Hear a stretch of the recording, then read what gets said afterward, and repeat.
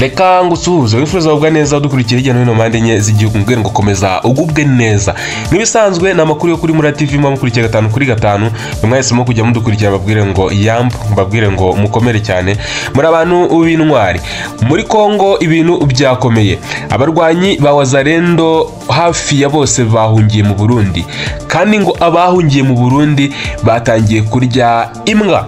Aya makuru tuyakesha igitangazamakuru cyitwa Igihe ni inkuru banditse uyu munsi mu masaha atambutse make cyane ati abarwanyi bo mu mitwe yibumbiye mu ihuriro rya Wazalendo baherutse guhungira mu Burundi bari kugura imbwa ku mafaranga menshi bakazirya bitewe n'ikibazo cy'amafunguro adahagije bafite bivuze ko inzara irimo kuvuza ubuhuha.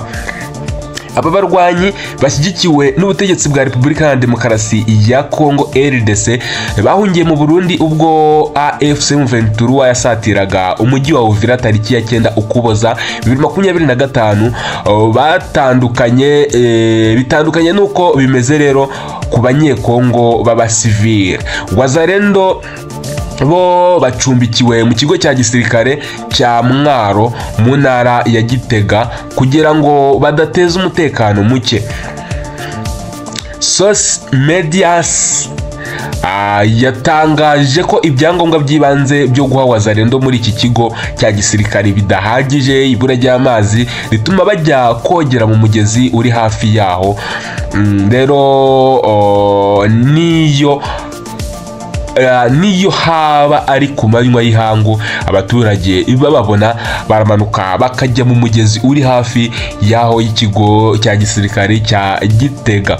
Leta y'u Burundi imaze igihe ishyizeho itegeko rihana abantu barya imbwa aho uwahamijwe iki cyaha acibwa ihazabu y'amafaranga y'amarundi agera ku 100,000.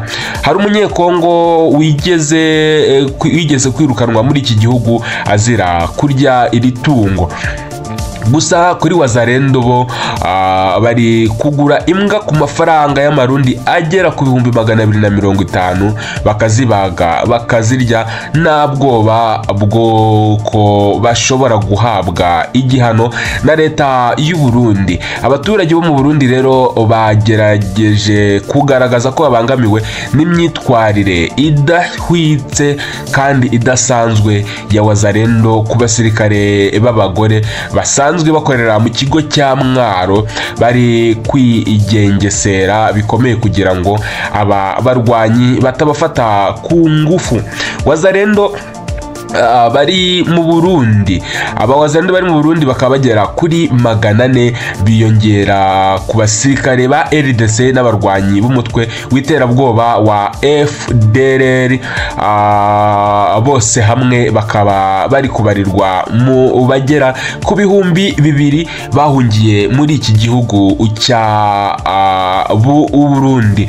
Ngayo nguko nuko bimeze hagati y'ingabo za Wazalendo ndetse na FDLR n'abandi bo muri FARDC bahungiye mu gihugu cy'u Burundi kuva ku itariki 9 z'ukwezi k'Ukuboza 2025 bakaba baraje kuba bahungira mu gihugu cy'u Burundi ubwo M23 yafataga agace ka Uvira. Bamaze kuba benshi rero urumva abantu bagera ku 2,000.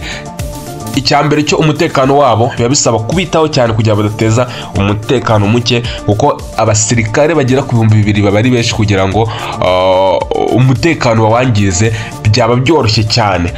Ikindi ahantu bari birumvikana inzara ntabwo yabura, umwanda ni wabura.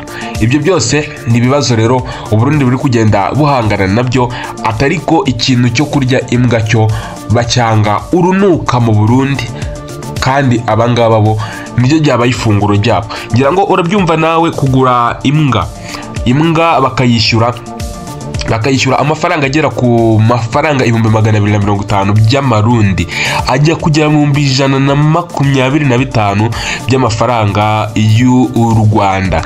Ndabizi hari abese bavuga bati baze tubarangire izacu bazitugurire kuko n'ubundi ntacyo zitumariye. Rwose zirahenze, abantu batuye hariya Gitega ubu babonye isoko ry'imbwa babonye isoko ry'imbwa bari kuzigurishaho kuko zirahenze cyane, ziri kugurwa akayabo. Reka gusa twizere ko mu Rwanda icyo kintu kitabaho cyo kurya imbwa, kuko uretse kuba ari umwanda zishobora no kugutera indwara zitandukanye, kuko ngira ngo biba bifatwa nk'ibinyamaswa by'inyagasozi n'ubuzi ibyo zatoraguye. Ikindi kandi na kamere yazo ubwazo uburyo ziba zimeze zateza ibibazo ubuzima bw'umuntu.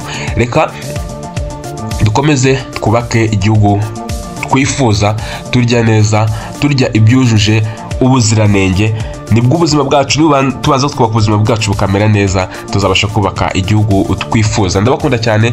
Iyi ni Mura TV, mukomeze kujya amahoro y'Imana. Ciao ciao.